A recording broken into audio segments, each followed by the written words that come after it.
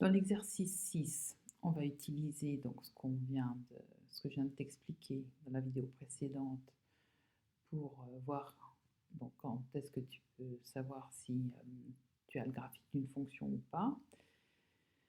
Et donc tu sais que tu dois regarder le graphique d'une fonction, il ne peut pas contenir deux points distincts qui ont la même abscisse. Et bien ici, par exemple, tu as le point d'abscisse, enfin pour l'abscisse 0, tu as deux points distincts, donc ce graphique n'est pas le graphique d'une fonction.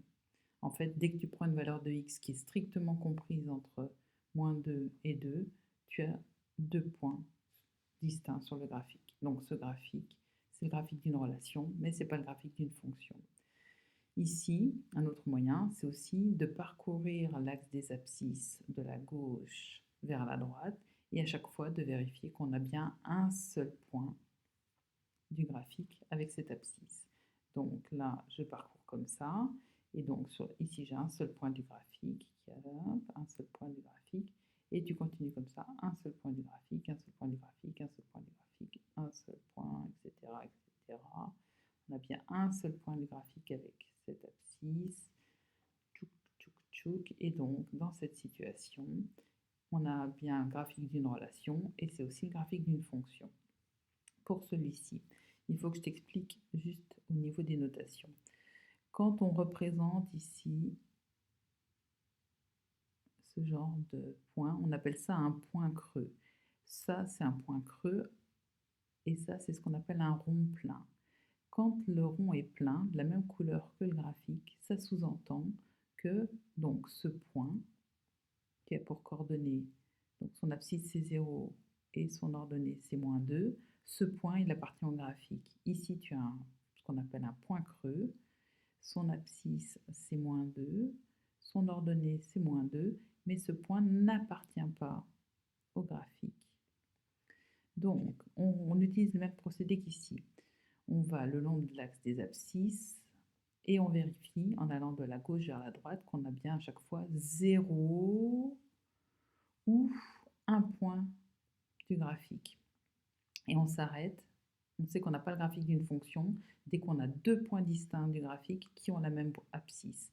Donc là, je pars d'ici. J'ai aucun point du graphique qui a la même abscisse que celle représentée par mon curseur sur l'axe des abscisses. Donc j'ai 0 point du graphique. J'arrive pour x égale à moins 2. J'ai encore 0 point du graphique puisqu'ici c'est un point creux. Dès que je prends une valeur de x qui est supérieure à moins 2, j'ai un seul point du graphique. Un seul point du graphique, un seul point du graphique, un seul point du graphique.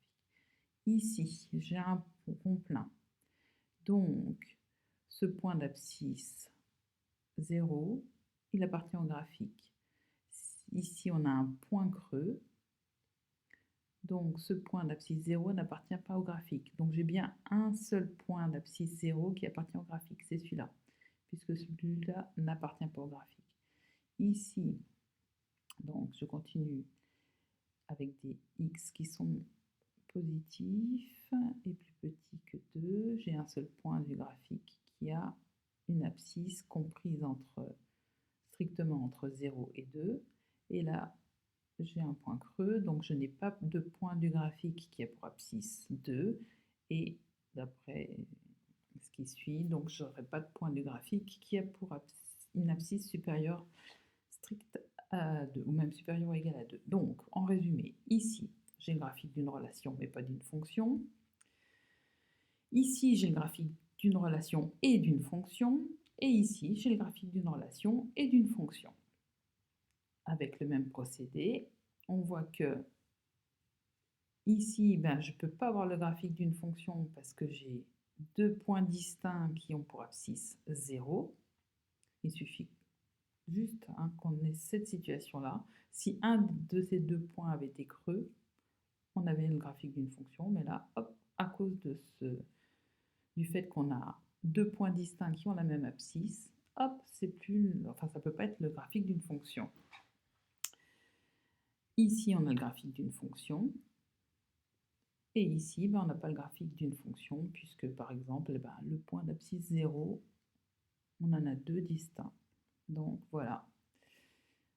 c'est résumé. Graphique d'une relation mais pas d'une fonction. Graphique d'une relation et d'une fonction. Et là, on n'a pas le graphique d'une fonction. On fait bien le graphique d'une relation mais pas le graphique d'une fonction.